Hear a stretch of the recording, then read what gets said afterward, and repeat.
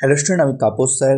আজকে এই ভিডিওতে তোমাদের ক্লাস 11-এর সেকেন্ড সেমিস্টারের হিস্ট্রির দ্বিতীয় অধ্যায় থেকে একটি মার্কস 3 অথবা মার্কস 4-এ আসতে পারে একটি অত্যন্ত গুরুত্বপূর্ণ প্রশ্ন তোমাদের সামন্ততন্ত্র বলতে কী বোঝো, যেটি তোমাদের পরীক্ষা বিশাল ইম্পর্টেন্ট একটি প্রশ্ন।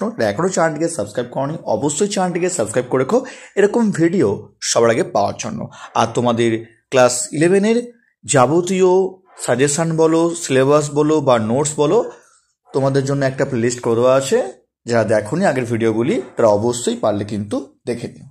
তো দেখো তোমাদের উত্তর দেখো। প্রথমে দেখো, ল্যাটিন শব্দ ফিউডালিস এবং ফরাসি শব্দ ফিউডালি থেকে ইংরেজি ফিউডালিজম কথাটি এসছে, যার বাংলা অর্থ সামন্ততন্ত্র।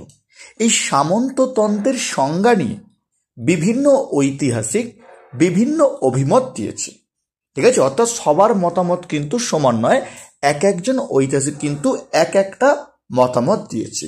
তাদের সেই অভিমতগুলি হল, প্রথমে দেখো মন্তেস্কু অভিমত।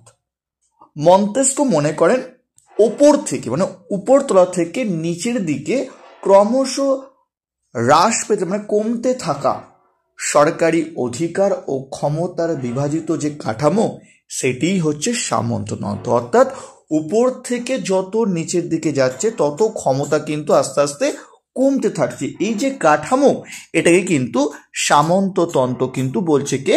মন্তেস্কু। আবার কার্ল মার্কসের তিনি কি বলছেন? কার্ল মার্কসের মতে যে সমাজ ব্যবস্থায় শাসক শ্রেণী স্বাধীনতাহীন শ্রমজীবী, অর্থাৎ যারা খেটে খাওয়া মানুষ, সেই মানুষের শ্রমকে অর্থাৎ পরিশ্রমকে ব্যবহার করে কৃষিকাজ করা হচ্ছে এবং হস্তশিল্পের মাধ্যমে যে সমস্ত শিল্পায়ত পণ্য উৎপাদন করছে, তাকেই বলা হচ্ছে সামন্ততন্ত্র।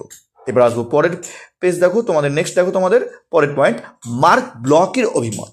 মার্ক ব্লক তার ফিউডাল সোসাইটি শীর্ষক গ্রন্থে বলেছেন, যাজক ও কৃষক শ্রেণীকে নিয়ে অর্থাৎ ম্যানরকে কেন্দ্র করে যে আর্থসামাজিক ও রাজনৈতিক ব্যবস্থা গড়ে উঠেছিল তাকে সামন্ততন্ত্র বলে। তবে এই যে সংজ্ঞাগুলো পড়লাম আমরা, সেই সংজ্ঞাগুলোর উপর ভিত্তি করে আমরা বলতে পারি উপরিউক্ত সংজ্ঞাগুলির নিরিখে সামন্ততন্ত্রের একটি সর্বজন গ্রাহ্য, অর্থাৎ সবাই এরকম মেনেছে, এরকম একটা সংজ্ঞা প্রসঙ্গে বলা যায় যে খ্রিস্টীয় 9ম শতক থেকে 13শ শতকের মধ্যবর্তী সময়ে ইউরোপে জমির বিশেষ ধরনের মালিকানার উপর ভিত্তি করে এক প্রকার সামাজিক, অর্থনৈতিক ও রাজনৈতিক যে কাঠামো গড়ে উঠেছিল, তাকেই এই ব্যবস্থাকে বলা হয় সামন্ততন্ত্র কিন্তু বলা হয়ে থাকে। আর খুব তাড়াতাড়ি তোমাদের কিন্তু এই দ্বিতীয় অধ্যায়ের আরেকটি প্রশ্ন,